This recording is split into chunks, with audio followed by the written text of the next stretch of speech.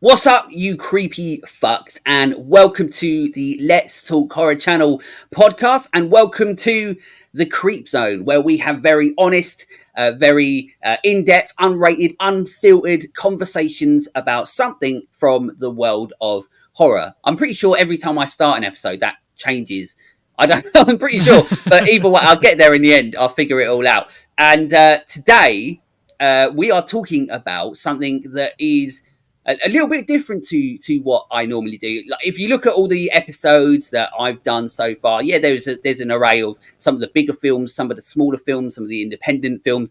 But this film is a pretty fucking weird movie, and I absolutely love it, and that's why we're doing it. So we are talking all about Psycho Goreman, and with me, I have, as my guest today, I have Cpt.Steve Coates, who I will try and keep calling Captain. I might just call you Captain if that's all right, because I've never met a real life captain before.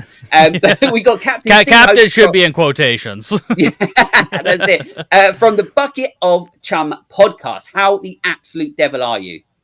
I am doing great. Thank you so much for having me on. This is it's nice to meet the other Brett Parker of podcasting. I know. Do not even get me started. It's mental. I watched. I think it was the Shining episode. You guys were talking about that. Yeah. yeah. It's insane. On the Shining episode, for those that don't know, I had Brett Parker, who is also a podcaster, and that's obviously my name is Brett Parker as well. So we've had many of conversations and laughs about that, and I'm sure he'll be on the show to blow my mind once again because it's mad. But yeah, you're absolutely right. It's so. It's a weird thing, but we haven't got Brett Parker today. We've got a real life captain, as I said, and we're saying you're real. We don't worry about the quotations. You are a real life captain because then it just gives my show a little bit more credibility. Fair enough. As I said, that you are from the Bucket of Chum podcast, the host of it. Like me, you fly in solo. We do it on our own, and we know how hard it is, but we also know how much we enjoy it. We've already spoken about the all that shit. Trials and tribulations. The trial, that's it. Trial and error and everything, and a lot of errors and a lot of trials, and trying to figure it all out as we go. But we get there. But what I was going to say, yeah, that's it. You're from the Bucket of Chum podcast, which you're going to promote the absolute shit out of later on. But it is a podcast that I'm probably wrong in saying because I can't pronounce words properly. It delves into the depths of sharksploitation. Did I say that right? Nailed it. Unfucking believable. I can't believe it. Yes. That's it. I'm just going to take that clip and just put it in like a frame that does like film constantly because I finally got a word right. But yeah, so yeah, you delve into sharksploitation, and we're going to talk all about that a little bit later on because there's so much that I want to talk to you about that as well because I've also delved into some sharksploitation myself as well, like so many people as well. But we're here today to talk about Psycho Goreman. Like I said at the start, a fucking weird movie, right? It is absolutely wild, and it's also Canadian too. It was filmed about 5 hours from where I live. It's so. I don't know how to describe this movie to people because it's so bizarre. Yeah, we're gonna try and explain our way through this episode of trying to explain the movie. Because I think it's a difficult movie to explain, but that's what makes it even more exciting because ultimately it's not like a weird movie that's shit. It's a weird movie that's fucking brilliant. It's so good. Oh, it's so good. So it was released. So this is a little bit. So I've put on here. So it was released in 2020, but I put /2021 because I believe, and I could be wrong, but I believe that it hit festival circuits or a small amount of screens in 2020, but officially came out as a cinema release. And I know that it did over here. It came out on Shudder in 2021. So it's a little bit of a length delay, but it is that sort of movie where you don't know what's really going to happen with it anyway. You don't know. And I think COVID obviously delayed it too. So yeah, that's right. Once again, see how long ago? It feels like that was like 10 years ago now, and it's like I know, not even that long ago still. No. But it's directed by Steven Kostanski, which everybody knows is probably pronounced wrong because I've said it. It's starring a lot of people, so I'm going to try and get through them. It's got no way of pronouncing this one. Nita Jose Hannah, definitely not right, as Mimi. Owen Meyer as Luke. Matthew Ninabar as Psycho Goreman. But Stephen Vlahos as the voice of Psycho Goreman. Adam Brooks as Greg. Alexis Hansey as Susan. And Rich Evans as the Death Trapper, which I didn't actually realise. Do you know who Rich Evans is? I'm sure you do. If not, I'll explain. No, the name sounds familiar. So, if there might people, I might be the only one, but there is. I mean, I'm sure I'm not. There's a YouTube channel called Red Letter Media. I'm sure Yes. you know who Red Letter. Yeah, that's it. So, Rich Evans is the guy on there that shouts "Oh my God" all the time. But he's the guy. Yeah, him. Now you know who I mean. But he's in it. He plays the Death Trapper in it, or does the voice of the Death Trapper. Who's the one that's the big barrel that's got all the mush inside of it. Okay, I was just gonna say the big washing machine full of body parts. That's it. Well, the voice of that is Rich Evans. But I didn't know that until recently, so I was like, I'm shoving that in there because if anybody out there like me loves Red Letter Media, then they might get a bit of a kick out of that. Yeah, that's funny you say that, actually. There was somebody who used to guest on there from time to time, and I met him at a screening of an original 35mm print of Evil Dead 2, and then we went out drinking with him afterwards. Nice. Yeah. That's cool. So you got to have drinks with him, and you get to see a bloody brilliant movie. Yeah, I can't remember. It wasn't like one of the two main guys. It was just somebody who had been on there like a few times. I can't remember what his name was because it was like 10 years ago. So, but yeah, it was pretty cool though. So yeah, that's awesome. I had no idea. Yeah, that's it. You can hear him in the movie do it, saying the famous line of "Oh my God." As I'm gonna have to watch for that next time. That's such a good piece of trivia. That's it. Or do what everybody else will do afterwards and just YouTube that scene. I could watch this whole movie again though. Yeah, that's it. That's what makes this film amazing. On IMDb, I said it. I can't even speak now. IMDb 6.3%, but our Rotten Tomatoes it's still 92%. So, and that honestly does surprise me because, I mean, not that we, like I've said before, I don't really think Rotten Tomatoes is prestigious, but it's what everybody seems to love. But to have a film like this at 92% on Rotten Tomatoes, this is the type of movie that I just imagine being a low rating because of the type of movie that it is. But it means that it's connected with a lot more people than I thought, which is nice. Yeah, that's actually surprising. When you said like 6 on IMDb, I'm like 6.3, right. Yeah, I'm like that sounds about right. That's pretty fair. But yeah, that's really high on Rotten Tomatoes for something like this. I never would have expected that. Because exactly. I mean, it's got all the things I love in the movie, but it doesn't seem to be, well, at least I didn't think that a lot of other people seem to enjoy. But that's great to hear, actually. I mean, this is when I go back on there to look, and it's 5 people. But anyway, it just means that 5 people have got really, really good taste. Yeah. So Google synopsis why, which like I said is awful. We have an intergalactic assassins converge on a small town after 2 siblings unwittingly resurrect an ancient alien overlord. I mean, it doesn't really explain what the movie is. It doesn't tell you that it's fun. But that's Google. And it also explains like one very small part of the movie, more or less. Yeah, and intergalactic assassins converge. I mean, that's like halfway through the movie anyway. So yeah. What the fuck are you doing, Google? But I suppose, really, I mean, we can start this conversation off because Google is giving us such an awful synopsis that we could probably start at the start of the movie because pretty much you get like the scroll, the old school sort of scroll, telling you all the shit that's going on in like a very old school Death Slayer sort of way, which is always fun because already straight away you're like, okay, this is the type of movie it's going to try and be, and it's fun already. But then we sort of basically we're mostly introduced at the start to Mimi and Luke. Not that Psycho Goreman can ever remember his name, even though he's with him the whole way through the movie. But we're introduced to Mimi and Luke, who are having a game of Crazy Ball, a game that I still don't understand. It's like a more complicated dodgeball. It's I think Psycho Goreman says it best at one say he's like, this is a game of nonsense. Yeah, yeah, Like absolutely. there's That no would better be way to put that. no, Because like exactly. when Like they're if they, going through it, I'm like, okay, I'm with you for a certain point, but the yeah, rest of it I'm fucking lost. Like I don't know yeah, what that's this it. is. No, you can imagine like them creating a real sport out of this because obviously they do it with everything.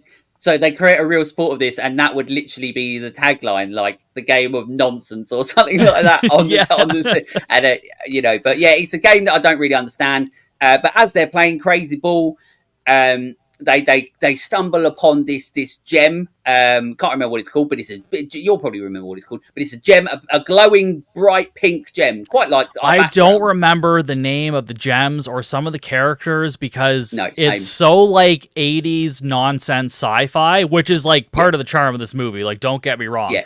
But I can remember the name of the planet he is from is called Gigax, I think. Gargax is in it or something. Gygax, one of them. Gygax, that's what it is, Yeah, because it's that's the apparently one. based on the name of one of the creators of Dungeons and Dragons, I guess. Right. Yeah. Yeah. So that I remember that, but everything You else I'm remembered just it. like Pandora, I remember that because I that's don't even know just what that is. So we're gonna fucking we're gonna suck at this I one. think that was one of the planets. No, wait. Possibly. Yeah. Probably. You're Oh right. god, I can't remember now. I have no idea.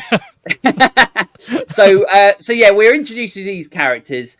They stumble upon this gem, and then basically out of this gem, this crystal thing, whatever it's called, essentially out pops Psycho Gorman, who is the Archbishop of Nightmare, no, Archduke of Nightmares. Is that Yes. the one? Yeah, Archduke of And Nightmares. basically, yeah, he's like an ancient alien overlord, as it says in the Google synopsis, which is awful. But I suppose it is what it is. And we're introduced to him basically at the start. He's a bad person. He likes ripping off people's heads, especially if they're homeless. In some really cool scenes, which obviously we get into as well, because you know there's a big selling point on this movie that is absolutely amazing. I'm sure you know exactly what I'm talking about, but we're getting to that as well because that's going to be a big part, I think, of this conversation, especially for me anyway, because it's amazing. And that's essentially where the movie goes because if whoever holds this gem thing, this beautiful shiny pink gem thing, is the person that controls the Psycho Gorman, and it gets into the hands of Mimi and Luke, but mostly Mimi. And that's pretty much where the film goes, where they pretty much try and get him to do some fucking weird, stupid things, and then these assassins do converge, and they try and take him down, and it just becomes about all the people that are now trying to destroy Psycho Gorman, while the whole time Psycho Gorman is trying to still be a nasty bastard, but then it all becomes about the heart of the movie as well. Very 90s it gets as well. Very like Fred Yes. Savage, Little Monster sort of thing. Oh my god, that's so true. I didn't even think of that. That's a good, Yeah, that's a good that's connection. it. That's so good. Every time I watch this, I just imagine a little Fred Savage in the background and a little Howie Mandel just in the background somewhere. Yeah. Oh man, that's wild. Yeah. But that's essentially what happens in the movie, and obviously, you know, it sort of ends nicely in a way. But we're going to go through it all. I don't want to go through, obviously, you know, what I don't do on this podcast. Really, we go through the film entirely. I just want to talk about, you know, the really big things that we love from it, that we take from it when we watch it, and hopefully, you know, we can share how much we love and why we love this movie with people.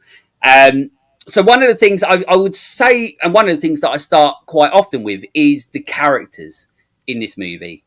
So there's a lot of characters in this movie without even going into the depth of the extra characters, which will then obviously lead us into one of the other really amazing parts of this movie. So Mimi is the sister to Luke. She's a proper little shit. Yeah. She's the mean little kid. I mean, that is literally, so at the start of the movie they play Crazy Ball, and she beats Luke, her own brother, and gets him to bury his own, to dig his own grave. That's the type of sister that she is. That Crazy Ball is so, so important that one of them has to die if they lose, I guess. Yeah. So so she's not a nice sister. And I suppose that's once again becomes about the heart of the movie, is about maybe her learning to love. But that's another thing that I find really interesting, and I've got a little bit. It's not a theory, but it's like a look at this movie about what I think it might possibly be about underlining. There's like an underlining message through this movie, so to speak, without trying to go too in depth on a film that makes no fucking sense whatsoever. But there's one little thing that sort of makes sense to me. So yeah, you've got a Mimi. Now the person, the little actress that plays her, she's really good for this role. And what I mean by that is that like she if she was in a different movie, then this performance would take you out of it. But it doesn't matter in this movie because it makes it work. Yeah, somehow you're right, it makes it work, because in any other movie, I would absolutely hate her character. Like, she would drive me fucking insane. But in this movie, it just, because of the absurdity of all of it, it works. It shouldn't, but it does. Yeah, it's like when she's walking out a door and saying bye, but it goes on for like 30 seconds. Or she's high-fiving her dad going to bed, but like, even though she's just been an absolute dick, like it's such a strange little character to have. But once again, it becomes about the fun choices that they make in this movie that makes it stand out for being what it is. Luke, as I said, like, he's the forgetful brother in regards to, not that he's forgetful, but everybody seems to forget about him, especially Psycho Goreman. The dad in it is absolutely hilarious. He is pathetic. Oh my God. He's known in the movies being lazy, even though he doesn't think he is. He's like an outright loser, but he's so funny. The guy that plays him does such an amazing job. It's so good. I cooked a nice meal for my family. Yeah. He's got loads of amazing lines in this, or loads of like one-liners. One-liners, and loads of really funny like reactions to things. Like there's a bit in the bathtub where Psycho Goreman's been hurt and he's trying to get through to him and communicate to him, and he's such an idiot. Psycho Goreman has to communicate with him like 3 different times, and he's coming through him like not in like without like almost like a spirit, like a ghost, so to speak. And he's just screaming at he's just shouting at him every time he comes through. He's just like, "You take a left on Ryerson Street," and then he disappears. So the dad in it, absolutely hilarious. He makes me laugh. He's the one that makes me laugh the most, because once again, he's just, every character in this is like weird. I suppose the only people that aren't are like Luke and the mother. They're like the grounded in reality sort of characters. But Mimi, it's almost as if you can see exactly where Mimi came from having a dad like that. Yeah, like the mother and Luke, I think her name was Sandra. Sandra and Luke right. Only have like the only 2 characters that really have a moral compass. Because even the other characters that come in from the other planet to try to stop Psycho Goreman, they don't even have much of a moral compass, because they'll just be going around killing people. That's it. And yet these 2 are the only ones that have a moral compass, and yet we don't really spend that much time with them, which is kind of what makes this movie interesting.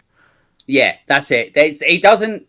What's cool about this movie is it doesn't delve into characteristics too much. It basically says, like, it puts their characteristics almost in the first lines that they say, or the first scenes they're in. They're like, the dad's lazy, the Mimi's not very nice to her brother would rather be nice, the mum's the one that's like, what the hell's going on, you're lazy, and all that sort of stuff.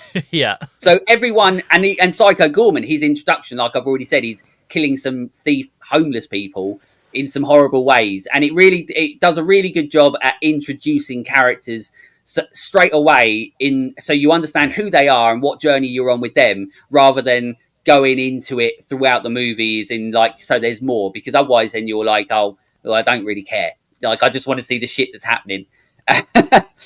I wasn't like rooting for any of the characters per se, because there's not anybody where I'm like, well, I hope they win or I hope they win.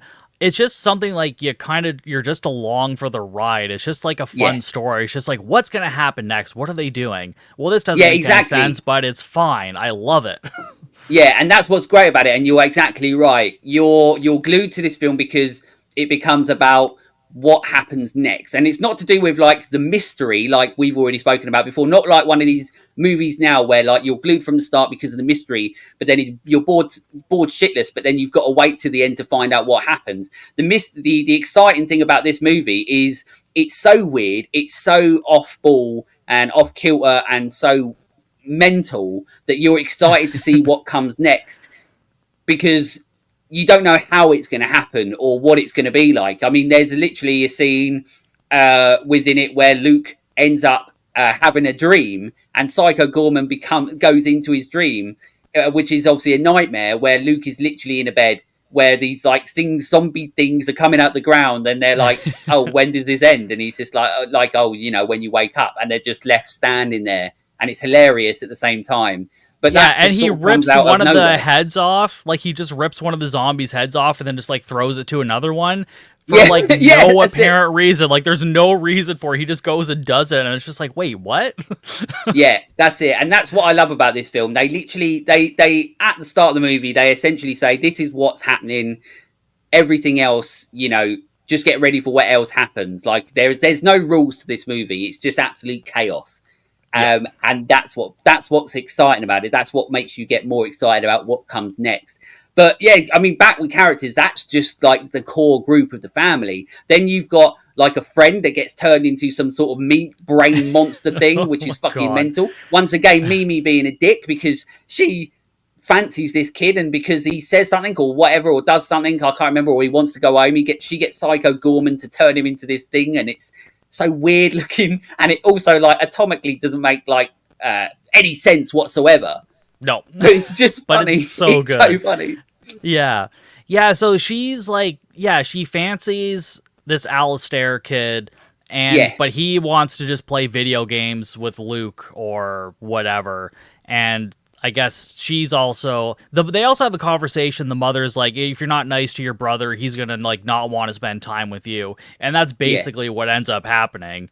And then yeah, she gets Psycho Gorman with the gem, which is a kind of a weird plot hole if you think about it, because they bury the gem with Psycho Gorman, the thing that gives him his power.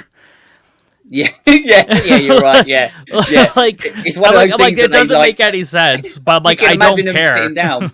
You can imagine them sitting down and then like thinking that, and one person in the room says that, and then they all look at him, and then he's just like, "No, don't worry about it. Like it Yeah, doesn't matter." It's one of those things where you're like, yeah, "Okay." Like I hadn't thought of that, but I'm not very clever. But I hadn't thought about that, and then when you say it, I'm like, "Okay, yeah, yeah, yeah." That doesn't make any sense whatsoever. yeah, But once again, because of the film, you're like with me, I overlook that. Because you enjoy the experience, that you're like things that don't make sense don't matter, and yeah. that's what's so But cool. it almost makes it better too, because it's such a and they probably knew that going in and writing it, that it was a ridiculous plot point. But Yeah, so if you don't notice it, it's fine. But if you do notice it, it's funny. It adds a little bit more to it.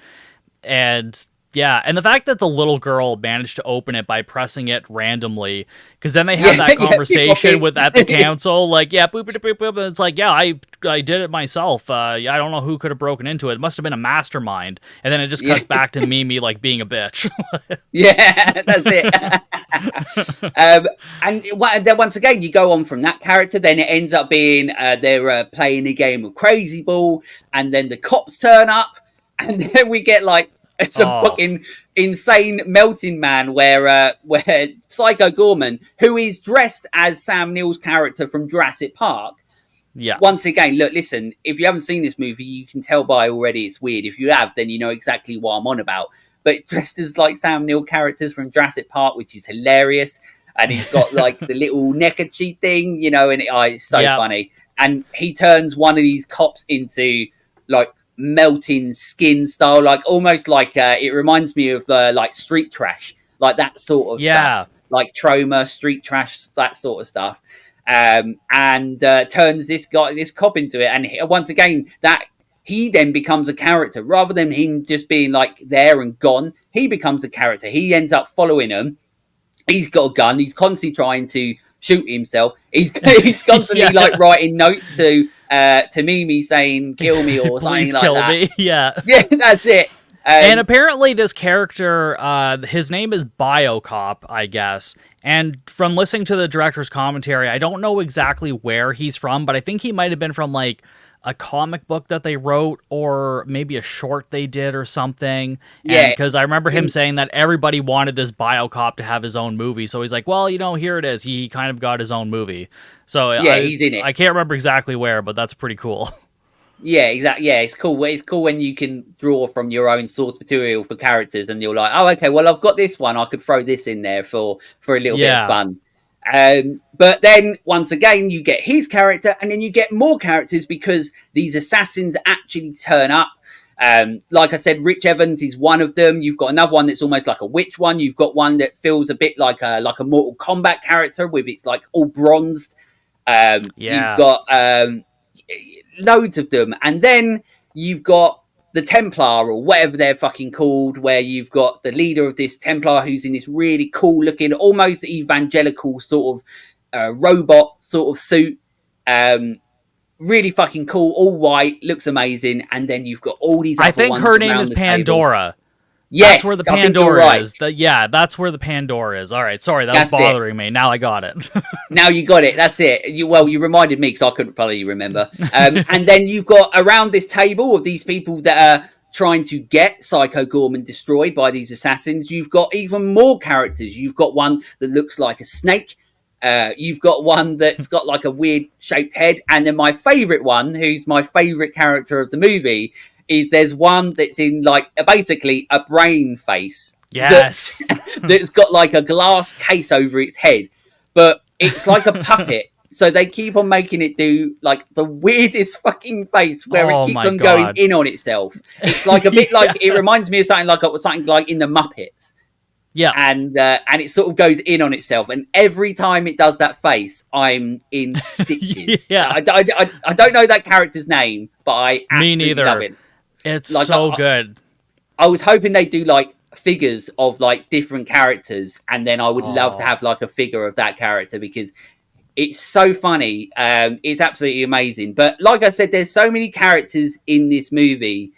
But the reason I wanted to talk about the characters, because then it leads into what I think is the strongest point of the movie. And you might disagree, you might agree, but that is that this film gives us, especially if you grew up in the 80s, in the 90s, or you're growing up now and you love going backwards, what this does, it gives us what we love, and that is practical effects. It gives us the real deal. And there are so much in this movie that even if you're somebody that doesn't like this movie, which can happen, this is the type of movie that it's not for everyone, but it's one of those movies that you cannot do anything but appreciate how much work, time, and effort must have gone into everything in this movie. Because I've talked about the characters and talking about how many there are, but what we see on screen is absolutely mental. It is insane, and especially like even right from the opening scene, well, not the opening scene, but when we first see Psycho Goreman kill, when he goes into that warehouse and he rips apart the thieves, and there's that one guy where his eyes are rolling in the back of his head and his face is melted, like absolutely insane. And it looks so good. It's everything I wanted, and like you said, 80s, 90s, it's like the Kindred. It's gooey. Just weird practical effects. Like some of it just doesn't make any sense and it doesn't matter. Psycho Goreman looks like a nightmare-fueled Ivan Ooze from Power Rangers, which is amazing. Yeah, that's it. And that's it. And that's one of my things as well. Is like this is like an adult Power Rangers. If you are somebody out there that loves a Power Rangers, this is literally like an adult Power Rangers or like an adult He-Man in a way, with all these different characters. Like, as I said, like where they're in this committee place, whatever they bloody are, with the Templar and all that sort of stuff. All the characters that are there, they feel very almost He-Man-esque, especially like the Snake one and stuff. Yeah, like it's such a cool movie because once again, it does something that I know that I love, and you get nostalgic for this, and that's I always say, sometimes nostalgia can be the best form of medicine. I mean, it makes me happy. It makes so much of us happy, and horror. It's always been at its best when it can do that, but also it's always been at its best when it's real and it can show us this and what we're seeing on the screen. Because, like I said, it doesn't just become about the movie; it becomes about us thinking about how incredibly talented these people are to create what they create that we see on the screen. And this is not like a big budget movie. This is a very small budget movie. So to see everything that we see in regards to characters or in regards to the gore effects and everything like that. Like when you said about when the first time you see Psycho Goreman and he gets that guy's head rolling back, the first people Yeah. he kills, I think, or whatever, or the second people, he rips their heads off. And that scene Yeah. is like such a dark scene as well. And it almost makes the film be like, after that point, the film becomes what it is. But when you watch that first bit, it could so easily be like a really dark horror movie with these crazy, like this crazy, almost like Guyver-esque character, and Yes. then it turns into what it is. But when he's there and he rips the heads off, and he's like, at some point you could be like a worthy adversary or something, but not today. And it's such a cool line, and he looks so badass doing it.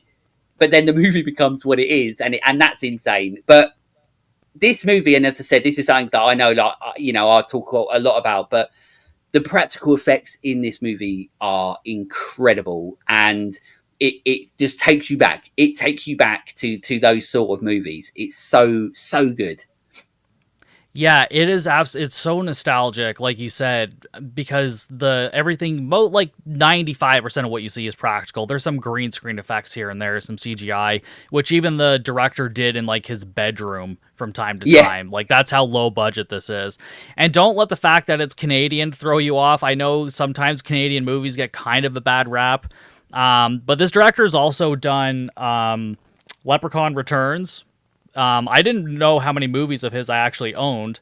And he's also done The Void, which was so incredible. that's something I'm going to talk about 100% talk about, because that blows my mind. But I'll get into that as well. And then is that Father's Day Father's or Day. Yeah, yeah, Father's Day. yeah. So like he's done some really like interesting movies, and I think this is like definitely one that stands out from the rest. And I think he was part of a team called Astron 6 who aren't really That's right. together Yeah, anymore, but which is a shame because like I said, this is incredible. And like going back to the nostalgia, even the music, it's like that 80s synthwave like just so you probably electronica. can't see it, and I can't point the The right Psycho way, Goreman. but I've got the soundtrack right Yeah. there. Oh, that's Um, awesome. it's that's one of the things I've got written down as well. The soundtrack to this is absolutely amazing, and you're right. It once again, the soundtrack is nostalgic of the 80s and the 90s and so on like that. It is the perfect soundtrack to this movie. It's basically, I listen to it so often when I'm working or I have it on in the background, and then I get easily distracted because I'm like, this is a fucking cool soundtrack. It's Yeah. so good. Yeah, But my yeah, Blu-ray came with the soundtrack too. oh really? Oh, that's Yeah. awesome. Yeah. But yeah, as I said, the practical effects in this movie are incredible, and you can't, as I said, you can't watch this movie if you're somebody that loves filmmaking and you're somebody that has, gets nostalgic about all this.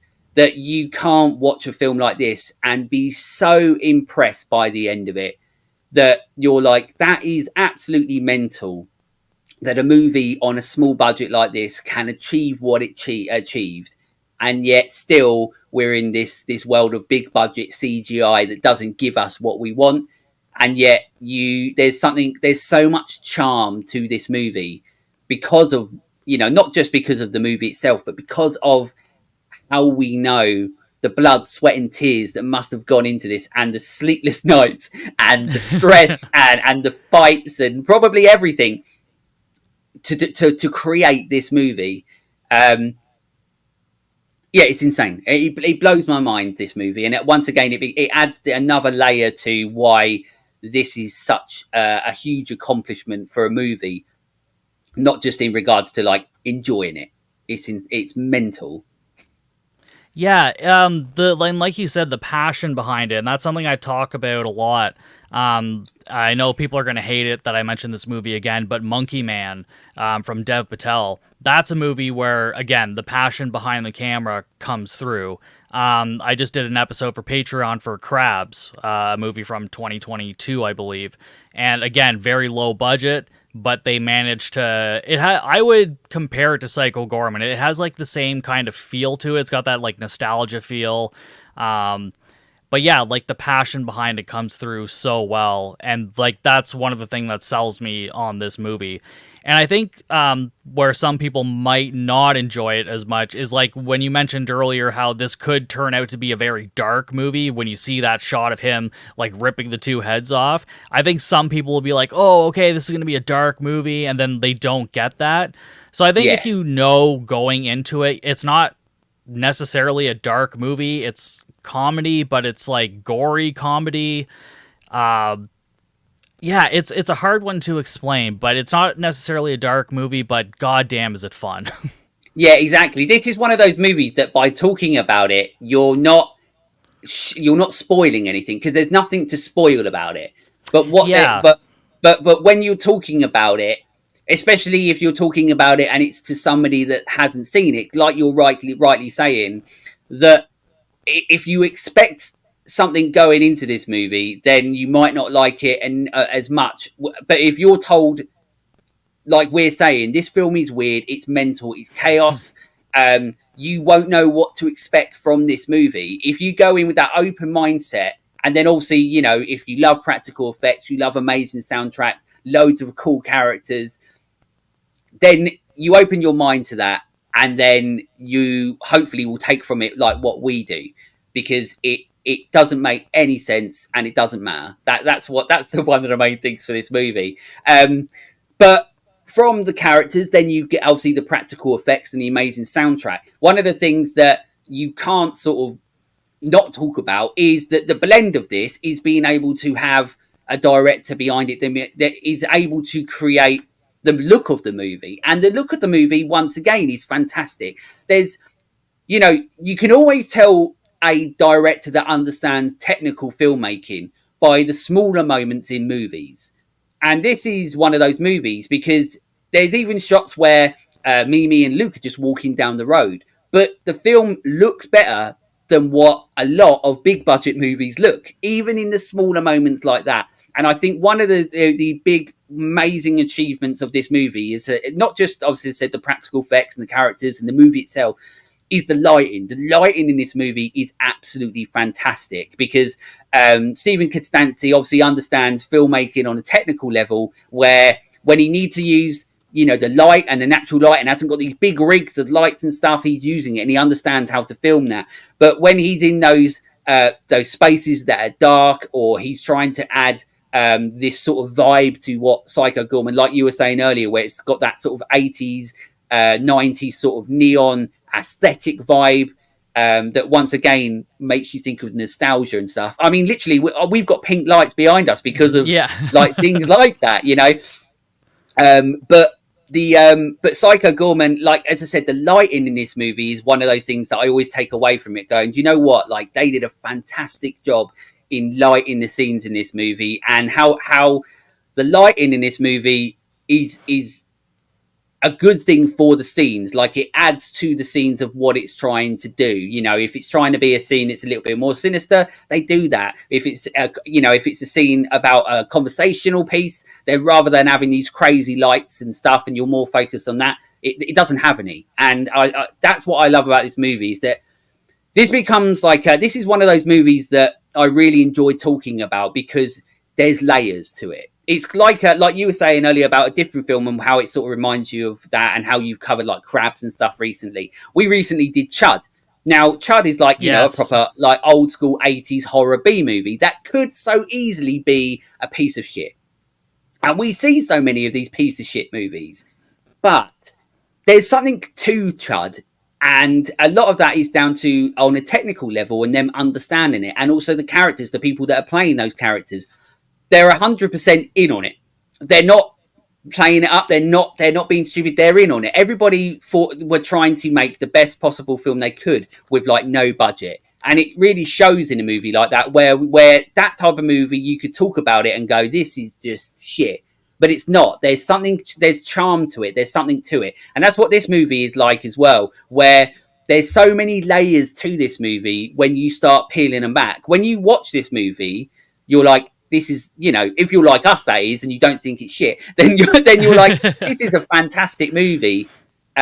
On a core perspective, like as what it is. It's weird, it's fun, it's mental, it's chaotic, and I enjoy that. But then when you start peeling back the layers of the characters and then the practical effects and then the soundtrack that's absolutely amazing, then the lighting, and then you're like, there's so many layers that go into this movie than what you think of first watch. Or if somebody that doesn't really know filmmaking or understand filmmaking, you don't see it, but then you might start thinking about it and go, wow, that was like really well done, really well made. And that's what I always like to really point out when I do films like this, that there's more layers, there's more things to a movie just like this than being a fucking weird movie.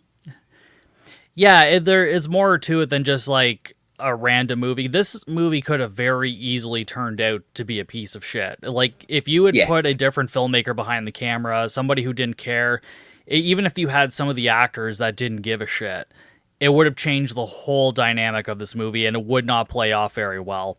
But like you said, like, I believe that the actors are in on this. Like, they're 100% behind this. The director's 100% behind this. And he's filming the things that he needs to film because he understands it from a technical standpoint. And yeah, all of those things like definitely come through. And this, I'm surprised that this movie turned out as good as it did, because it has no business being this good. Like, there's just absolutely. There's just no you're way. Right. Yeah, it is so good, and like I said, it's a film that's a joy to watch, because like for me and the way that my brain works and stuff, that it's a joy to watch when you're watching it. Then after you've watched it, you start peeling back those layers, like I said, and on a filmmaking perspective, that makes you enjoy it even more, because like I said, then you start thinking about the practical effects and all of that, and then the soundtrack and getting the right person to do the soundtrack, and then this and then that, and it all adds up, and then you get this, and it's just such a cool movie. And it's just one of those films, like, as I said, it's cool to do an episode like this, because if this is a movie that people haven't seen, I hope that us having a conversation about it makes people want to go and watch it. And then if they do, then we've done our job. If they hate it, then that's their fucking problem. But but if they enjoy it, then once again, it just means it's about sharing it on. And because this is a movie that I don't ever hear getting spoken about, like, ever. Yeah, I don't hear a lot of people talking about it. I've heard the Evil Deaths podcast talk about it. I don't know if they haven't. I think they might have an episode on it, but I know they've definitely talked about Astron 6 before, and like they absolutely love them. But like, other than that, yeah, there's not a whole lot of people I hear talking about this movie, and it's kind of a shame, because like I said, it's such a good time. It definitely deserves a lot of love, and I think it's a good teaching tool for independent filmmaking, because if you can see absolutely what they were able to do with like what little they had, it's incredible. So like, you can make a good movie on a lower budget. You just might need to know what you're doing, and you have to have that passion behind whatever you're deciding to make. Yeah, absolutely, and that's a fantastic point as well. That's exactly it. You can make movies like this, but know what you're doing. And then you get the opportunity to create a movie like this. But then if you don't know what you're doing, that's where the learning part comes in. And that's what's fantastic about filmmaking, is because it's literally a constant learning process. And it's really cool when you get to see a movie like this that feels like part of that learning process for that director and for that crew and so on. And then you get excited about what comes next from them. This is like a movie that's exciting when you're watching it, but then afterwards you're like, I'm excited about what comes next from them. But you said about obviously, this is a movie that you love, but when we talk about love, this movie is, if you are somebody that loves films about love, I feel that the underlining aspects of this movie is love. It's about different things. Like it's you've got the mum and dad who are going through what they're going through and how they end up Yeah. finding their love again, almost in some fucking weird ways. Oh God. Yeah. Even though when even when the mum is like almost dead or whatever, the dad still can't help but think about himself and has to be taken to the hospital because he's got a bone coming out of his hand and stuff. And even then, but then at the same point, like when that happens, because of everything that they've already done or said or gone through in the film, you sort of like, they're going to be all right. Like those two are going to be all right. And then and then also you've got the love of a brother and sister, you know, and how that finds its way into fruition. You know, the brother obviously thinks or appears to think more of the sister. You know, the brother just wants her love, but she either doesn't show it or shows it in insane ways, like in ways that aren't even humanly comprehensible in real life. Yeah. You know, like I said at the start, she's going to bury him because they lost the game. So once again, it becomes about finding that love. Psycho Goreman is understanding love through hunky boys. And that's one of the the other absolutely hilarious moments of the movie where God, that's so good. It's so good, and it's such a. I mean, I use that way too often than I should, talking about hunky boys. But yeah, there's a moment in the movie where obviously Psycho Goreman is getting aggravated, so pissed off that Mimi has this crystal, this gem thing, and she gives him a magazine that has like this clip, this page in it that's got a picture of like a topless guy, like a model guy, and he's like, I do not have time for hunky boys or whatever he says. And then he's like, and then it's just this slow pan on him, and then he goes, "Or do I?" And it's so funny. So good. But once again, it adds that extra depth to Psycho Goreman's character because he doesn't know love, and he even says that in the movie where he's like, "What is love?" And and it's just and once again, like you get like almost a nostalgia for those sort of little monster movies, you know, in the movies that we got in the 90s where you had these like monsters that don't understand human emotion and they're like, what is love? And things like that. So once again, it becomes about this monster, this archbishop, archduke, what is it? Archduke of Nightmares. Yeah. That's it. Who's trying to almost like find love or understand what love is, and then ends up almost sort of getting it at the end. You know, where he, you know, blows a kiss to Mimi, and it's a nice little moment. I feel like this film has the underlining of someone all about someone trying to find love or understanding love, which is a weird take to have from a movie that's as weird as this. Yeah, I think you're right though. Like, it's definitely about like connecting with people and maybe not being a selfish bitch all the time, because they even have that song that they sang in the movie called "Frig You," or "Heck You" or something, and it's like it's all about her, like how she's awesome and she doesn't need to listen to anybody. And, I'm the hecking best. Yeah, that's better than the rest. Yeah, frig off, frig you. Yeah. Great song, but you're right. It's all about her. Yeah, she needs to learn that, like, oh, it can't just be about me. And she kind of learns that towards the end. Yeah, that's it. Before the planet might be destroyed.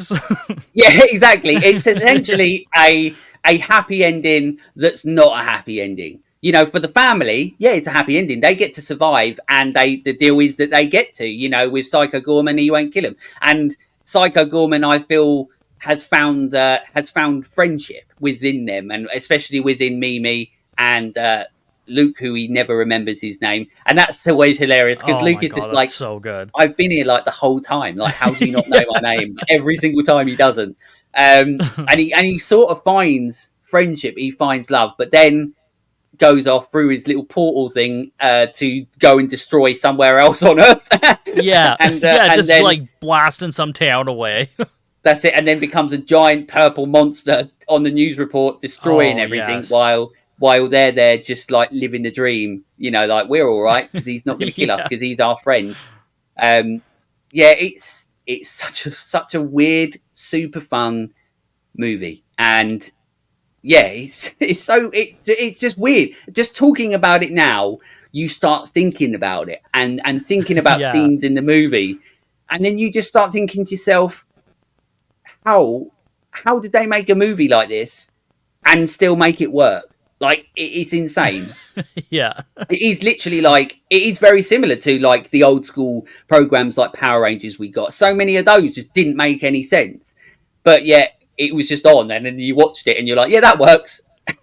Yeah, it's like all the fantasies you have of like your favorite kid show being like an R-rated thing, and like this kind of delivers on getting an R-rated Power Rangers or some sort of kaiju mix, and like you said earlier, kind of mixture with the Guyver a bit too, which is really cool. Because we do get that where the mother turns into like one of the Templars or whatever. She Yeah. makes her Pandora makes her drink water. She's like, drink this, and she's like, okay, just no questions. Why not? Yeah, Yeah, exactly. Don't worry, my son's just here and anything could happen, but I'm just going to yeah, drink it because it doesn't fucking matter. Because yeah. nothing matters in this movie. And like, yeah, like No, you said about the Guyver thing as well, he even puts like, he has the bit that like his chest sort of opens up to put this gem thing inside and stuff as well. So it's like, it's definitely got its inspirations from certain things as well, but that lends to it. Like it's not like, you get so many of these movies that you're like, well, that's just like ripping something off or taking the piss out of something. And it right. never feels like that in this movie. It's just like, it just makes your heart happy, like watching a movie like Yeah, this. it's just like a love letter to filmmaking and a love letter to films from the 80s and 90s, and like they even do an homage to Bram Stoker's Dracula with all the soldiers on the spikes. And there's I just didn't all even kinds of notice that. So that's cool. yeah, like there's all kinds of little references like that. So like you know that they're a fan of horror and all that, and Yeah. you can definitely feel that this is just a love letter to those 80s and 90s films. And they're like, yeah, wouldn't it be cool if Power Rangers was R-rated, but like not super Power Rangery? Well, here it is, and that's what we Yeah, got. exactly. Yeah, absolutely. Yeah, with weird characters and things that no one in real life say or do, Yeah, and so and many like, random scenes, and like you said, trying to think back on this movie, and I'm just like, yeah, there's that scene and that scene, and then like, wait, where did this happen in the movie? Because it really doesn't matter because it's just so random. Like you could place some of these scenes at any point, and it's just like, yep, okay. Like when they yeah, get to the park where he's dressed like Alan Grant, it's like I don't even remember how we got here, but here we are. yeah, yeah, exactly. Yeah, like he's literally. They have a scene where they literally take him to a clothes shop to try on different clothes, Yeah. and you're like, this is so weird, but it makes so much sense to the movie, and it doesn't matter that it's this weird, and it doesn't matter that it's this stupid. It's just fun, and that's all that matters. That's all that It's like matters about Harry this and the movie. Hendersons. Yeah, yeah, yeah. Yeah. That's it. Yeah. So some production info and facts. Now, there's not a lot out there of this movie whatsoever. I know that you watched the commentary, which I completely forgot to do, so that's annoying. But I know that you watched the commentary, so you might have some extra little insights than what I have anyway. If not, it doesn't matter, but you might do. So I put the full PG Psycho Goreman makeup took many hours to apply, often requiring Matthew Nineveh, that's completely wrong, I apologise, to be the first person to arrive for shooting and the last to leave. He spent so much time in costume that the crew failed to recognise him without it. Oh my which, god. which you can understand, but yeah, there must be a lot of different layers to that suit, I assume, and it can't be easy to put on, can't be easy to get out of, and can't be easy to be in. But then at least you get to see how cool it is on screen. Yeah, I mean, I definitely think it was worth it, and I think that's something that people do need to understand is when they do work with practical effects, is that a lot of it can be very time consuming. So you have to Yeah, spend your money very, very wisely. Make sure you have like your script kind of tightened up a bit because you need to know where that money's going and yeah, use it very wisely. And they yeah. did that. They used everything very wisely in this movie. Absolutely. And what I really love about this suit is that you don't really see with Psycho Goreman, you don't see it as much during like the light shots, but when it's in the darker shots, he's got these really cool like lines going through him, like dark, like sort of pink, dark red sort of lines, almost like vein-esque sort of thing. And you only see that in Yeah. the darker shots. But when you see it, that's like an extra element to the costume, like that looks really, really cool. And Yeah, yeah, it's and just then I once think it's again, like LED lights running through it or something like that. yeah, and it looks amazing. It looks so cool. Yeah. The fight between Psycho Goreman and the Paladin's Obsidian was shot in 2 days. So once again, obviously on a low budget movie, you've got no time to do anything. So like you were rightly saying, everything has to be planned, everything has to be thought through. If you've got a fight scene, they try and choreograph it as quick as possible, or they don't choreograph it at all and just do it on the day and just figure it out as you go. But Yeah. you've got to allow yourself the time to do that. So yeah, so that was shot in 2 days. The backyard scenes were shot in the backyard of executive producer Jesse Christensen's house. So as we know on low budget movies, you just have to use what sets you have. And what you have. No, there's obviously there's the absolute fantastic movie Deadstream that we also covered, and is absolutely amazing movie. If anybody out there hasn't seen that, but he's the producer on that. He's another producer that did so much on that movie. When most of them obviously are sitting there cashing checks, he was on Yeah. set on that movie doing so much. So this is obviously another example of that where it's low budget filmmaking and everybody has to do a little bit of something, even if it has to be your back garden. Yeah, and apparently they tore the shit out of that backyard. Like it was just a No muddy mess by the time they were done filming, but they were shit. very grateful that they were able to use it. But yeah, apparently it was just Yeah. a mud pit by the time they were done. Yeah, they're like, we're really sorry about that grave that we made to bury Luke in, Yeah. but that's your problem now. Sorry. Yeah. I've got so the film cost around $670,000, and only 50,000 of that went on the creature effects, which is insane. That So that is out of wild. the budget that they had, apparently around 50,000 of that was on the creature effects. Wow. Now, so Stephen Kostanski um, is like a practical effects person. That's what he does. That's like he's practical effects. So he obviously understands. He's obviously so good that he knew, and he's obviously so confident in his abilities that he knew that he would be able to create probably more characters in a movie than I've probably ever seen in many movies with hardly any of that budget. So that's absolutely insane because he knew he was, like you were saying earlier, you have to know what you're using and how you're using it. He obviously understands that like perfectly. Yeah, he It's nailed mad. it. Like that's insane that that's only $50,000. I would have expected most of the budget to go towards Yeah, just the costumes alone because the costumes that we see are impressive. Like, yeah, yeah, like some like they're just rubber or foam suits, but like they look so good. And then the gore to go over top of all of that is just wild too. yeah. Absolutely. You cannot underestimate how important, but also how amazing the effects in this movie. Like as I said, even if you're someone that puts this on and is like, I don't know, just watch it. And just watch it. And if you don't enjoy it, you'll appreciate the the work and the effort that went into it for on a practical effects wise as well. And this one I put in there because also you spoke a little bit about it as well, because this is something that absolutely blows my mind. Stephen Kostanski, one of his other movies was The Void, which you said, and I've got it down here somewhere. And he made that movie with Jeremy Gillespie. This movie is only written and directed by Kostanski, but he made that with Jeremy Gillespie. And what blows my mind about that is the fact that they are completely different movies.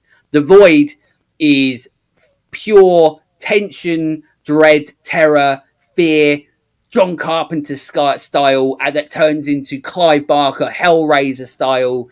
Like, I mean, listen, I'm not going to go into it too much because obviously we did an episode about The Void already. The Void is what I consider, in all honesty, to be a modern horror masterpiece. I know, like, it was 2016, I think, so that's a while ago now. It's like 8 years coming, nearly 10 years. But Yeah. that is a movie that I watch so much because that is an absolutely incredible movie. But the only comparisons really to The Void and this is the practical effects, and you can see where Kostansky sort of has that background and it works on both. But the movies themselves being so different, that is mental to me. Yeah, they are like vastly different. Like you said, the only thing that's really similar is the practical effects. But even the cinematography in both movies is really, really nice too. But like tone wise, yeah, it is night and day, and even that's not even a good enough descriptor because they're so tonally different. You really got to know what you're going into with this movie, I think. I mean, I didn't know what I was going into when I first saw this, like when it came out, and I'm glad I didn't because it was a nice surprise.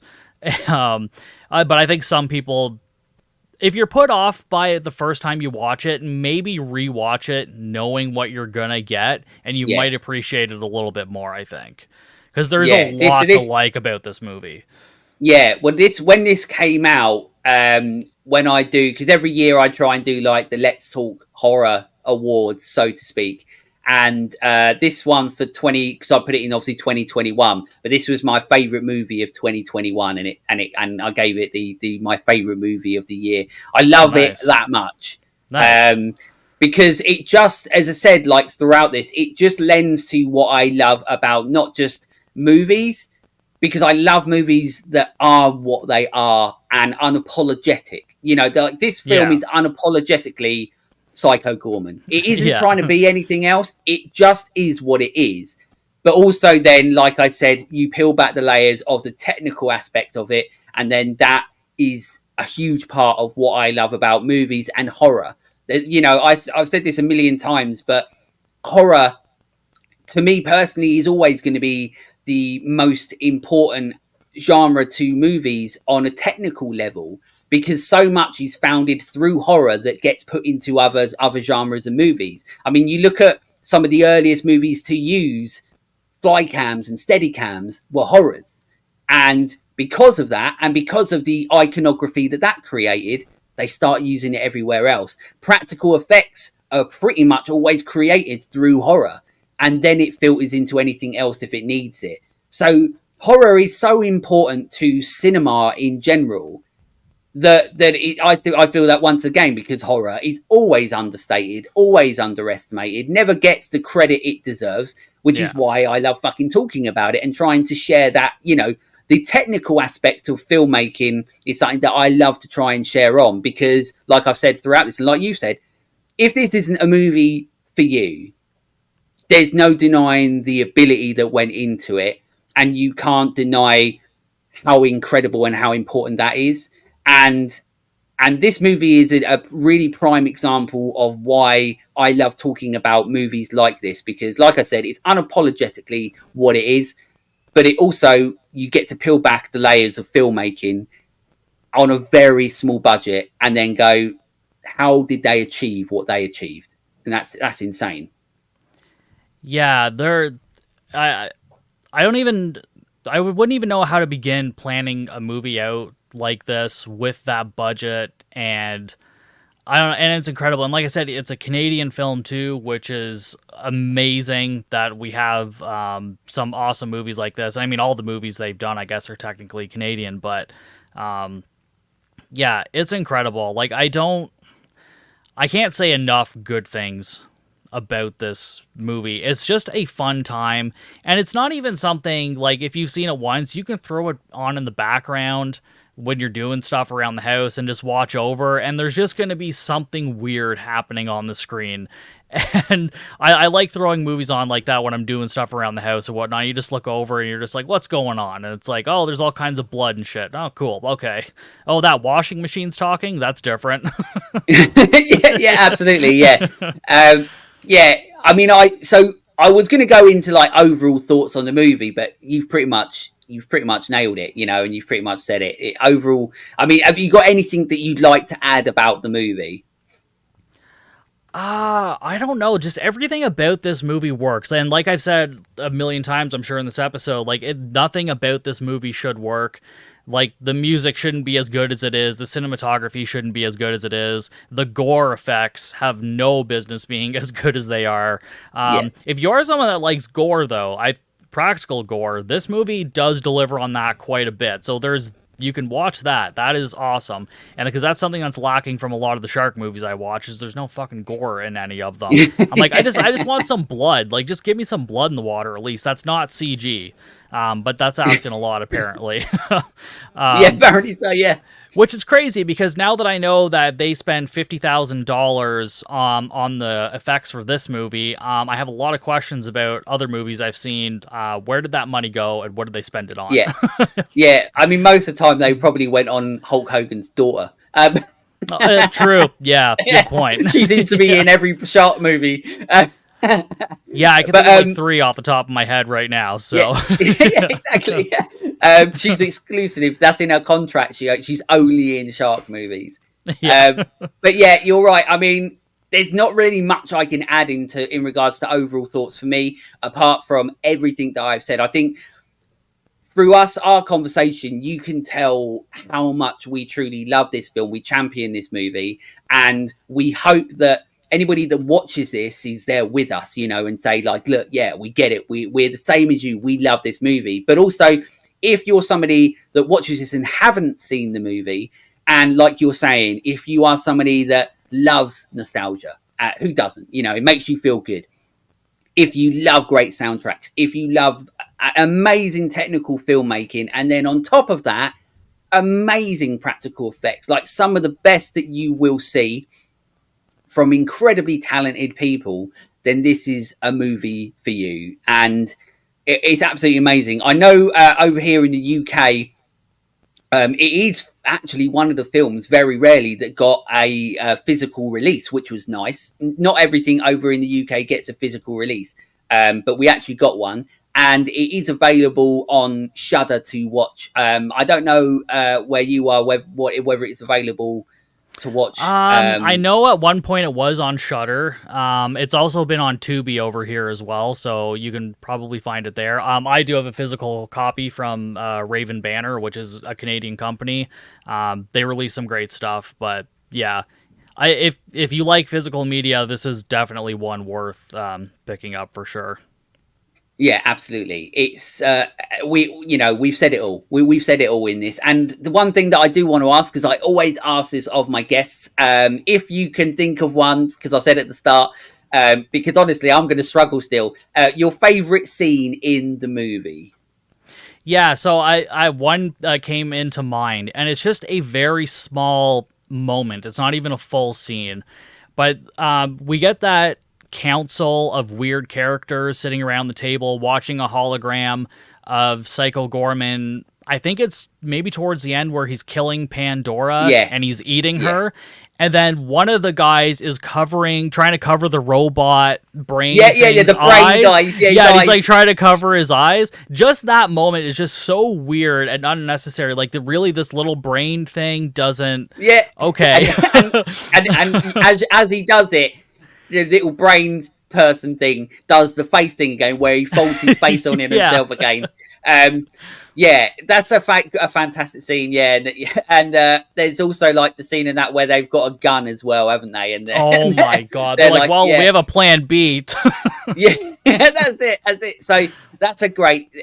There's so many. The thing is that this film, and one thing we didn't really talk about, but it doesn't matter so much. But this film is like scene after scene after scene, and different setting after different setting after. Like this film goes, and once again, it's like mad that they managed to do this on this budget, because so many films they're like, we haven't got any budget, so we have to use like one or two places, whereas this, it's like a different place after a different place after a different place, or if it's the same place, it's a different shot after a different shot. Like this film is constantly moving, whether that's through character or whether that's through like what the place they're at, and the environment. Yeah, This and is I constantly also think insane. they filmed a lot without permits too. Like if they're Classic. filming outside, I think especially when they're walking down the trail, they had to move out of the way for bikers and hikers every once in a while, and then like hope they didn't call the cops on them. But I think luckily they never got called on, which is impressive. So You're not a low budget filmmaker unless you've had the cops called on you. That's what I yeah, say. exactly. Yeah, The amount of times when I made my short film and I had to run away from the cops, and one of the scenes I was ballsy enough and stupid enough where I was filming by a police station because it was the best lighting for the scene that I was doing, and I was like, let's nice. do this quick. Yeah, But yeah, exactly. Like you've got to do those things if sometimes to get the best shots and the best looking shots as well. Because when you're doing a low budget movie, yeah, you don't have the budget, so you want it to look as cinematic as possible. If you have to, sometimes you have to, and then sometimes you get arrested. Sometimes you run away and don't get arrested and avoid it. But yeah, that shows in this movie. And as I said, this movie just goes and goes and goes. It keeps going. But favorite scene in this movie is so difficult because, like I said, it just there's so many different ones. I think any scene where the brain monster thingy is, oh, just that's his so face good. makes me laugh every single Yeah. time. But one of the scenes that always sort of stands out to me is the scene at the start where you introduce the Psycho Goreman because it's so different to the rest of the movie. But also, I love that because I think it's such a cool introduction to this character. Because, like I said, I love the line where he's like, "Oh, you would have been a worthy adversary sometimes, but not today." It's the way that he says, and also the voice as well of Psycho Goreman, even though it's somebody that's different in the suit than the person that plays him in the suit. They do that really well. But I love the sound of his voice, where's that sort of like really intimidating, almost monster-esque echo thing. Like it's not like Yeah. a nice voice. It's like a very like if that comes to you in your dreams, you're going to be haunted for the rest of your life. Yeah. And so I think that the way that they put both the actor who's performing as a Psycho Goreman and the person that's voicing him, they did a fantastic job with that. Like, there's not a bit where you're like, that looks weird or anything, or you even thought about it. I honestly thought it was all one person. I never even thought about it. Like it's like you said, it's done so well. The dubbing is like spot on. Absolutely amazing. The only thing I would have guessed is it would have been the actor speaking, and then they ran it through some voice modulator. Yeah, but no, that's wild. And but yeah, I love that scene because not only is it a cool introduction to the darkness of who Psycho Goreman is, but then straight away we're into incredible practical effects. He rips two people's head off. He makes these two people come to him in like some proper like 80s sort of 90s like old school sort of like computer sort of animated thing. And then like you said earlier as well, he makes one of the guys like eyes constantly roll back, so he's alive but dead at the same time, and he's still living, and it's like that's his masterpiece. No, my masterpiece when he gets destroyed. But yeah, like I love the introduction because I feel like it's almost like a fake setup for the movie because like it's like this is what you're expecting. This is going to be a dark movie with a dark character who's going around doing some horrible things to people, and it ends up like not that at all. So no, it's a I little think girl bossing a big monster around the whole movie. and him grunting constantly because he's so angry. I love it. He's like, getting so pissed off all the time. It's just this is a truly fantastically well thought out made movie. That, as I said, as a movie deserves more credit. It needs to be seen and talked about way more. It is, but also. On the technical aspect, if you are somebody that loves filmmaking, if you're somebody that loves that side of it, this is also like an absolute gem of a movie to watch because you know how much they had to put into this movie to make this what it is, even though it's mental. Yeah, like we've said a million times again, the passion behind this is what sells it. And like we were saying, every scene is unique and different from the last one, but there's always something weird happening in every scene. It doesn't feel like it's just filler. It feels like we're always dealt with something just weird and bizarre. and you just kind of buy into this world. Like when they're walking Psycho Goreman around town and no one's saying anything. Like, and he even blows up a little girl at one point. Yeah, that was so good. And everybody's like walking in the background, like, no, they don't give a shit. And he's just literally made this kid with a scooter or something explode. Yeah, and then the final scene when Alistair is called to dinner by his parents, he just waddles in as this brain thing and plops at the table, and they're just eating dinner together. Like, that's just supposed to make sense. This is our life now. Like, this is our son. Yeah. And we still love him. And this is it, even though he's a fucking anatomically incorrect monster brain thing of a mush or whatever it is. It's so weird, but once again, it don't matter. It doesn't matter. And that's what I love about it. You have to embrace it. You have to embrace the weirdness of this movie, and if you do, then like it was for me, this was my favorite film of the year that it officially sort of came out. This was my top one of that year, and it's a movie that I always go back to. I always say, if you can, do a double bill of Psycho Goreman and The Void, because I would probably, I don't know, it's difficult as well because you don't know which one to put on first, because it depends if you want to end on one that's going to fucking make you, feel like you're going in on yourself with tension and dread.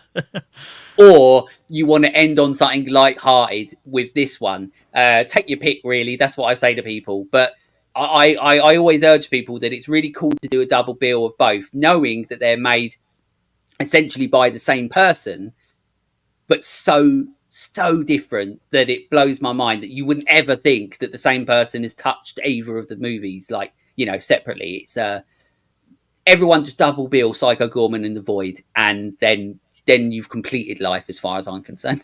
100%. Yeah, that's it. So one of the segments I have on the show is Your First Time. That is where I ask all of you amazing, absolute beautiful chuds out there, whether you like horror or not, you send me over your first time horror movie, or the earliest one that you can remember, and I read it out on the show. I always do a couple. Sometimes they're short, sometimes they're long. These ones are pretty well done. So this first one is from the Undead Symphony podcast. You can find them at Undead Symphony Pod on Instagram. That's where they sent me this. And they are an amateur London-based podcast on all things zombie with movie and TV, show plot, special guests, fellow podcasters, and professionals. Basically, this is like a bloody shout-out for everyone. If they send them in. Free promo. But Darren, one half of the Undead Symphony Zombie podcast, he grew up on the town of Whitstable, where Peter Cushing lived, the legendary Peter Cushing. As he wanted to be close to the grave of his beloved wife. That's why he was there. We'd see him riding his bicycle around town, but Cushing wasn't a horror figure for me. My first horror experience was age 8 and seeing the Zombie Lake poster in the video store window. It scared the hell out of me and caused many a nightmare. Which is odd, as having seen it since, it's a pretty poor movie with little to no scares.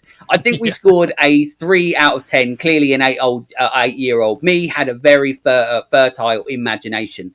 I mean, that happens. Like, when we're younger, we watch these movies and you're like, this is so bad or something, or so good. And then when you get older, it's like the opposite. I've had that happen quite a lot recently. I had it with, this is really random, but obviously this is a horror thing, but I had it happen to Bill and Ted 2. When I was younger, Bill and Ted 2, Bogus Journey, I liked that more than the first one. And as I got older, a couple of years ago, I tried rewatching it, and I had to turn it off. I couldn't watch it. It ruined my childhood. And now I just watch the first one all the time. It's great, but it happens. Sometimes we grow older and we have like a different perspective on certain movies. So yeah, but thank you anyway for Darren for sending that one over. And then the other one I've got is from the Midnight Movie Theatre at midnight_movie_theatre on Instagram. You can basically obviously listen to them to talk about movies. My earliest memory is The Shining. the original, not the goofy ass made for TV movie. That's what they put. I have had to be around. I'd had to be around 8 at the time. It scared me so fucking bad. After going to bed, I woke up in the middle of the night to use the bathroom. When I was about to leave the bathroom, I started second guessing opening the door. Outside the door was a hallway, and all I could think was the ghost twins. I was convinced they'd be standing outside the door and they would fuck me up. So I spent the night in the bathroom with the door locked, and that movie still scares me. I mean, they fucking get you. No, the thing with horror, and like I've said, like I've never been scared by a horror movie. Like I as I said, I will stand by that. I never have been, because I could differentiate what was real and what wasn't from a kid. But my difference that I had by being scared by them, I was in awe of these movies, because from a very young age, I was just like, how did they do this? And that's what was always in my mind. But the iconography of horror is what makes you think of these things. So yeah, if I go into the bathroom, if I look in the mirror, do I still think of Candyman? Yeah. And am I going to do it? Absolutely not. If I go down hallways in a hotel, if I even go to Disneyland, to the nicest hotels, like it's in, kid-friendly hotels, do I think that there's going to be some twins at the end of that hallway who want me to play? Absolutely. Every single time. So that's what I love about, and that's why I love doing this segment, is because we think about our first-time horror movie memories, but we never forget them. We don't forget. Out of every genre there is, horror is the thing that we think about. That's the mainstay. Can I remember the first ever comedy or other movies that I've seen? No, I just remember my horror journey that it set me on. And sometimes these come through, and they're things that have stopped people on their journey, and are like, I never watched a horror movie ever again. Yeah. But they never forget it. They never forgot it. Even if it was the film that stopped them, they never forgot it. So thank you to Midnight Movie Theatre and Darren from the Undead Symphony podcast for sending that through. But Captain El Capitan Steve Coates, do you remember your first time? Yeah, absolutely. Yeah. That's what I assumed we were talking about. yeah, that's it. Yeah, absolutely. So the first horror movie I ever watched, I was obsessed with it as a kid. I even tried to bring it with me to the babysitters, which after they saw it, they were like, no, we can't have the kids watch this. They're going to be horrified. Was House from 1984, 1986 with William Yeah, Catt. something like that, yeah. Yeah. I've been in love with that movie since I was about 2 years old. I still have my top loader VHS I had from when I was a kid in like 88 in the 90s, whatever. But that movie just resonates so well. And again, that's a movie with like a ton of practical effects and weird monsters. So it's actually not that bizarre that I love this movie too, because there's kind of some parallels there. I was just about to say the exact same thing, because I absolutely love House, and I think House came out in the year I was born, 85, I think. Nice. And the thing with House is that you're exactly right. It is another movie, and I have honestly, I've said this when I talk about House all the time. It is another movie that is unapologetically what it is. Like, it doesn't try to be anything else. It is just weird, and they do whatever they want in that movie. And I was literally about to say to you that loving House is definitely a reason that would be one of the reasons that you love Psycho Goreman so much. Because I think about that with this movie as well, is that I'm like, House is such a cool movie and such a great movie. Once again, all four of them. There's four of them, right? I think there's four of them. Technically, yeah. Yeah, but they're all still like movies that, once again, don't get talked about enough. I know within the horror community they sort of do, but outside of it, if you start asking people about it, they probably think you're talking about that one with the like miserable doctor on TV.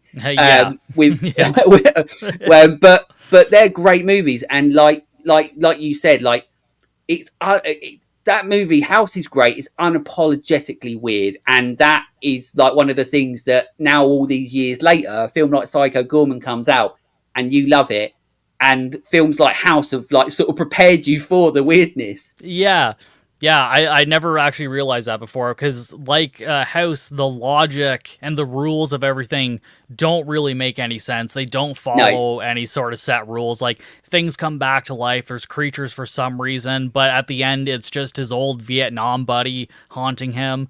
None of it makes any sense, but it doesn't really matter because you're just there for the absurdity of it.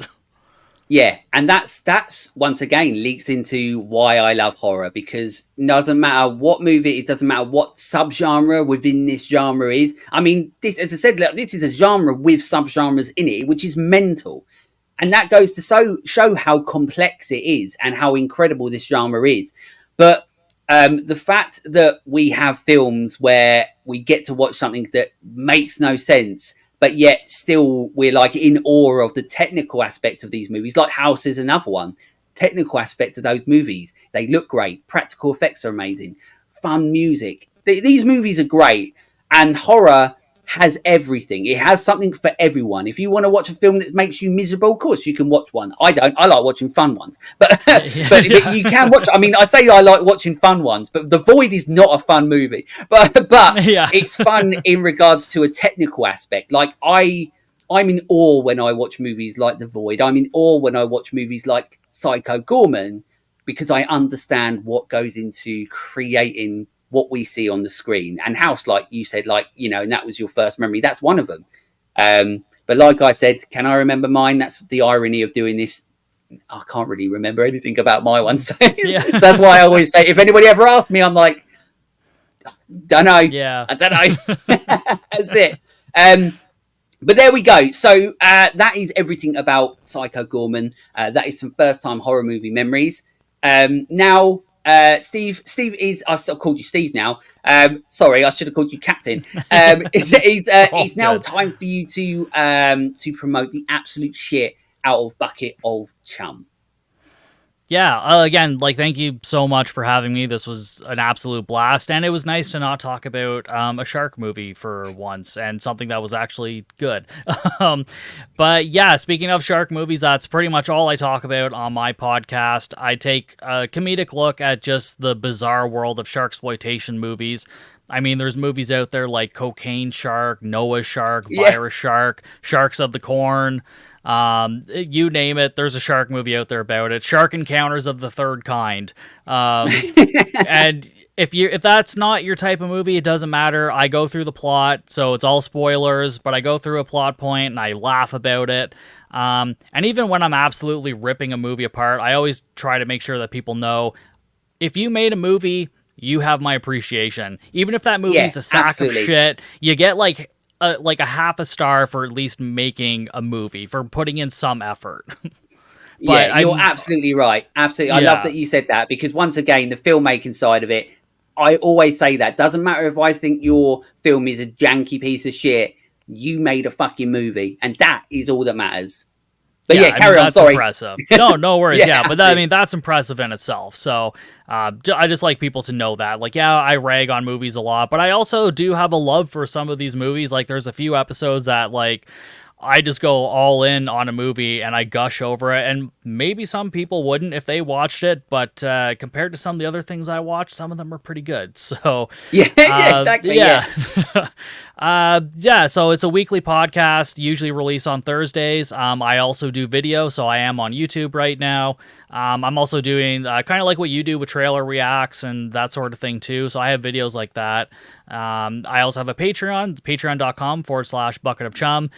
You get a newsletter. I only have one tier right now, so once we get more people, there'll be more tiers. But right now, monthly newsletter, an exclusive episode every month, audio and video, and exclusive posts and wallpapers and things like that.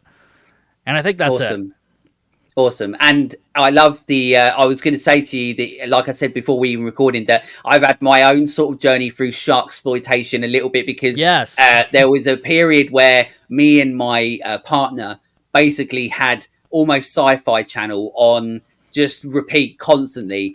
And that was when we first started getting the Sharknado movies. And then after that, that was like floodgates were open. And then we got classics like Ghost Shark, which is absolutely hilarious, because you see the fucking shark every single fucking time. Like, it's not a ghost. You see it.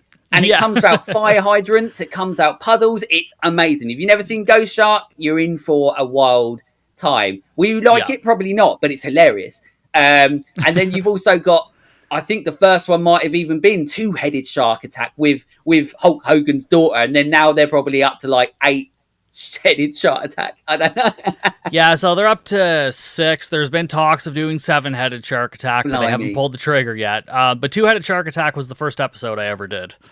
Oh, really? And Yeah. that will always have a place in my heart, because there's a scene in that where a guy does the worst fake crying I've ever seen in my life. And it was like something that I turned into like a GIF that I sent my friends for so fucking long. So yeah, I always say, like, those sort of movies that, and even sometimes there's ones that like are really meant to be bad and end up quite good. Like there was one called House Shark, which I watched, and I expected it to be awful, but it knows exactly what it is. Like it's trying to take the piss, and they do actually quite well. It's way too long, but they do it quite well. Yeah. So it's definitely like something that's really interesting. Like once again, it becomes like it's like a subgenre within the genre itself now, isn't it? That sharksploitation is a genre within it, and sometimes you'll get like ones that are really serious, that are trying to be really well made, that don't always, work, because most of the time everything's trying to be Jaws. But Yeah. but then you get the ones that are like enjoyable to watch, because sometimes they're just bad, and that makes it fun. And obviously you talk about all of them on the podcast. So like El Capitan, Steve says, I've started calling you El Capitan now. I don't even know why. But you make sure that you go and support him on his journey, because his journey is very similar to mine. We both do this on our own. It's not easy. So you all play the biggest part in what we do, and that's the absolute God's honest truth. You honestly 100%. do. If you listen, it means the world to us. If you watch our YouTube, subscribe to our YouTube, it means the world to us. So if you haven't done it for Bucket of Chum yet, make sure you do go and support. Listen to the podcast. Make sure you're rating, reviewing it 5-star. Help Steve on his journey, and then help continue to support me on my journey doing this. We both absolutely love doing this. We want to keep doing this. Having these conversations about movies like Psycho Goreman is amazing, and I love doing it, but putting it all out there for hopefully for all of you to enjoy means the world as well. Very similar to Steve as well, that we've got the Patreon. I always do a little shout out, because I don't have many, but one day you never know. But Yep. we got the Flicks and Friends podcast. Thank you so much for being a patron. Jamie Burns, Rob Miller. Jamie Burns, you stop winning all my fucking competition things, my posts that I keep doing. He's banned now from now on. Rob Miller, thank you so much. And Leighton Collins, you're my Patreon so far. And like, with Steve, all you've got to do is head over to patreon.com. If you want to go the extra step to help us on our journeys and to support us, to say, look, we like what you're doing, we enjoy it, here's something to go towards it. It means the fucking world to us. It really, truly does. And if you don't, then you don't. We still continue to do what we do, and we still continue to enjoy it. It's just there if you want to help. And if you don't, then you don't. It's still the train still keeps going. This horror train that I'm on, this journey that I'm on, still continues. I'm bringing out more and more all the time. Recently, we've got every Saturday now. I do a morning show called Horrible Morning. It's only half an hour, 9 a.m. till 9:30 a.m. Where you can join me with a cup of coffee, cup of tea, if you're English like me. And I'm just going to go through what I think is the best of the week's horror news, and every week it'll be the new news. I'm having fun doing that at the moment. I've only done 2. The first one didn't work out great, but by the time this comes out, I would have done more. Hopefully they're better. And there's loads more in the work as well. So, like I said, I do this all on my own. Steve does this all on his own, and we love doing it. You always are the best and most important part of it all. So thank you so much, Steve, for coming on the show. I've had an absolute brilliant time talking about a brilliant movie. I really hope you've enjoyed it. Oh, absolutely. Thank you so much for having me on, and we'll definitely have to have you on at some point and subject you to something just truly awful. Absolutely. We'll find something absolutely awful, and we will talk all about it. And somehow we still find a technical aspect to it that will make sense, that will work. Yeah. And they made a movie. No matter how shit it is, they made a movie. Exactly. And guess what? Psycho Goreman is not a shit movie, and they made it. And you need to go and watch it. Like I said, if you haven't, please do. If you have, go and watch it a million more times. So all I can say is to everyone, frig off, frig you, and stay creepy, fuckers.